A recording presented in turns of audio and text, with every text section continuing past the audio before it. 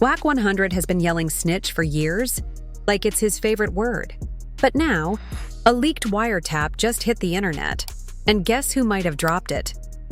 21 Savage. Suddenly, people are dragging up that old 2005 federal gun case like it happened yesterday. Now think about this. What if Wack's been playing both sides all along? The guy never stops running his mouth, calling everybody a rat. But then, boom, a wiretap surfaces. For a split second, it's like he flashed a badge straight from his back pocket. That one moment might have been enough to shatter his whole image. But wait, it gets even messier. The real twist? People say 21 Savage himself leaked the clip. Not reshared it. Not laughed at it, leaked it. And if that's true, he's been sitting on this bomb for a while. And honestly, can you blame him? Who that told him that though? Because his statement is Bro, what you mean? Damn, Because been 3 obviously years. you ain't going to court because you was going to court. Every time you go to court, they gonna let us know you going to court. So I can't go to court for immigration if I got an open gun what case. about fool. the gun case, bullshit? I can't go to court for immigration if I got They an will open give gun you case. your gang. time. And I just want to say this to y'all. When they raided my houses and my property, they was asking about Wack.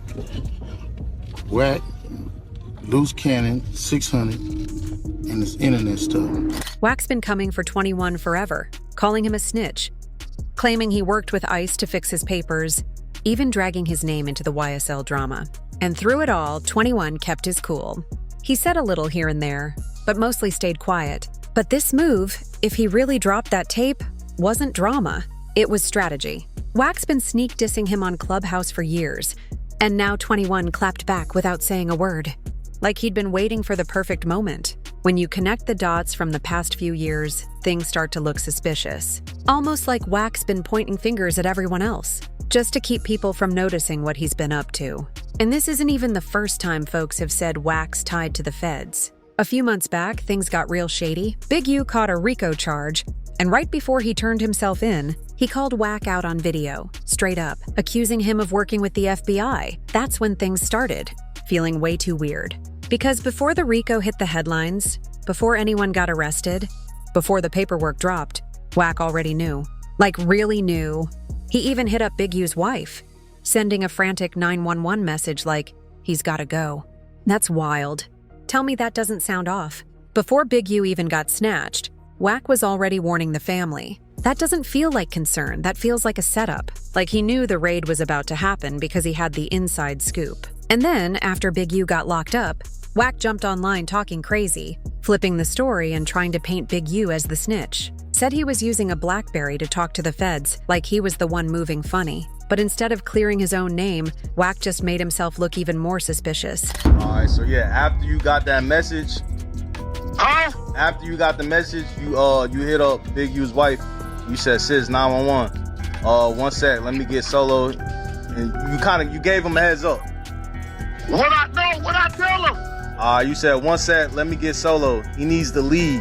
Bad. In caps, all caps. He needs to leave. I said so bad, right?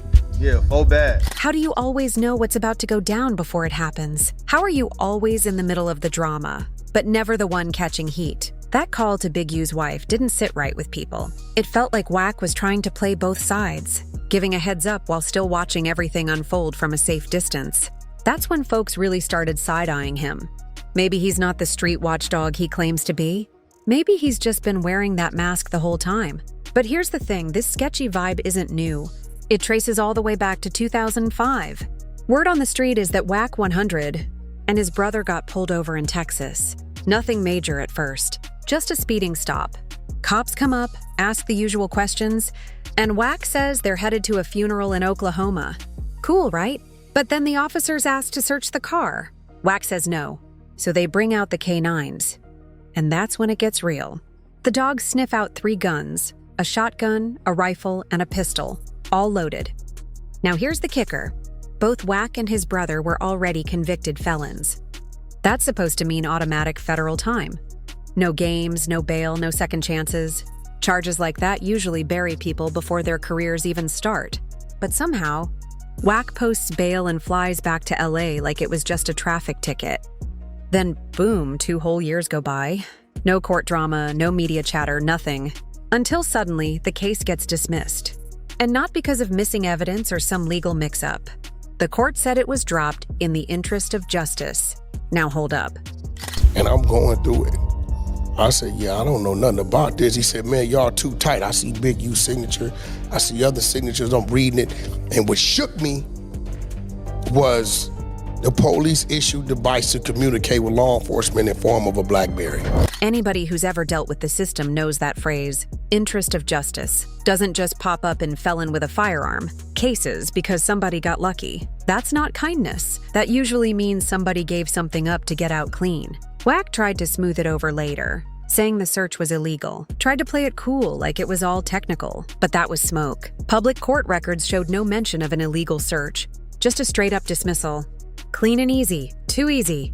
But here's the part that really haunts people, the timing. Just a couple of years after Wack caught that gun case, Suge Knight, Wack's old boss at death row, started getting pressed heavy by the feds. According to The Hollywood Reporter, Suge was named in a major gang injunction.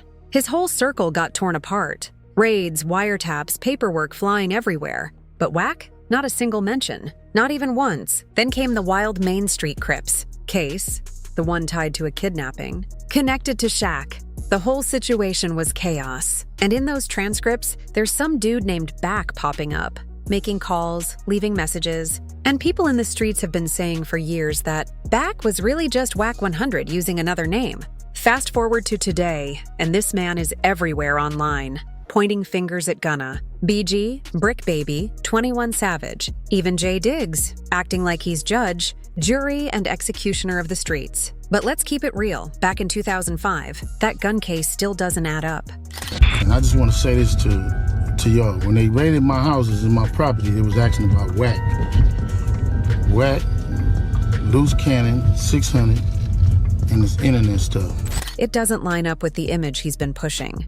You don't just walk away from a federal gun charge. 3, loaded weapons in a felon's trunk unless you're either the luckiest man alive or you handed something over to buy your freedom.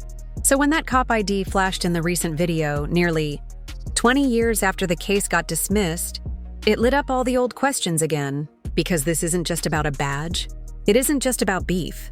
It's the same question that's never gone away since that case. Vanished without a trace. What did he trade to walk away so clean? And here's the irony. Wack built his whole reputation on calling out others. But now, the streets are calling him out. That one word, snitch. Wack 100 treats it like his favorite insult. Anytime a rapper gets locked up or signs a plea deal, Wack's right there on Clubhouse, yelling that they folded. He did it with Gunna. Claimed he had a 2-hour interrogation tape and even threatened to leak it if Gunna didn't confess. But guess what? He never dropped the tape, just ran his mouth. Then he went after BG, who already did over a decade behind bars. Wack swore up and down the man snitched, but never produced a single piece of paperwork. Even BG's old cellmate came out saying BG held it down and never folded. Still, Wack kept talking like he had the facts, but never backed it with proof. He throws accusations with no receipts. And yeah, on the surface, some people eat it up. If you don't dig too deep, it might look like Wack's living by some street code. But the ones paying attention started connecting the dots. Every time Wack's name starts heating up, he finds a new target to blast. He pulls the spotlight off himself by putting somebody else on trial. And then there's this. Wack records everybody. Like, who does that? Real ones don't need secret recordings unless they're plotting to use them later. Why Kodak told him that, though? Because his statement is. Or worse, pass it along. People really started waking up when they noticed something even darker.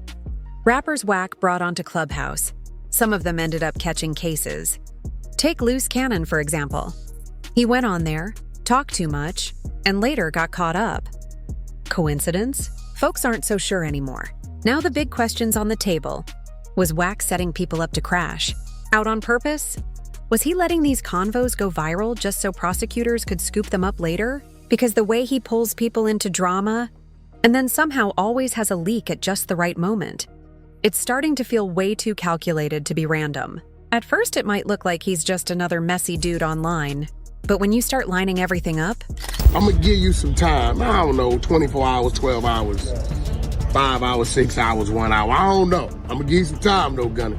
for you to go head on and confess. The pattern is loud. That leaked video didn't just appear out of thin air. It was the match on a fire that's been building for years. From that 2005 case that magically disappeared, to him knowing about RICO moves before they even hit the news, from shady wiretap mentions to that mystery badge flash, to all those secret recordings. None of it feels like coincidence anymore. It's not chaos, it's controlled chaos. And the deeper people dig, the more it looks like Wack's been hiding in plain sight the whole time. Because here's the truth. If everyone he accused was really snitching like he claims, there'd be paperwork everywhere. But guess what? The only name that keeps popping up, when cases get dropped, when files leak, when the feds seem a little too informed, is his. And that flips the whole script. It's not even about proving whether Wack's a Fed or not. It's about asking what it means if he is. What does it say about the way we eat up these street stories? About who we believe? About who we hand the mic to? People laugh about it online like it's just jokes. But it's not funny anymore. Not when real lives are getting wrecked by behind-the-scenes manipulation. Wack spent years calling everybody else a snitch. But now the eyes are on him. Folks are starting to wonder if the loudest one in the room was wired from the very beginning. And if that's true, this whole game's been rigged for years. The scariest part? Wack's still out here talking like nothing's wrong. But whatever he says next might just be the final piece that blows this whole thing wide open. So make sure you subscribe, drop a comment, and share this video if you're seeing the pattern too. And don't forget, we'll see you in the next one.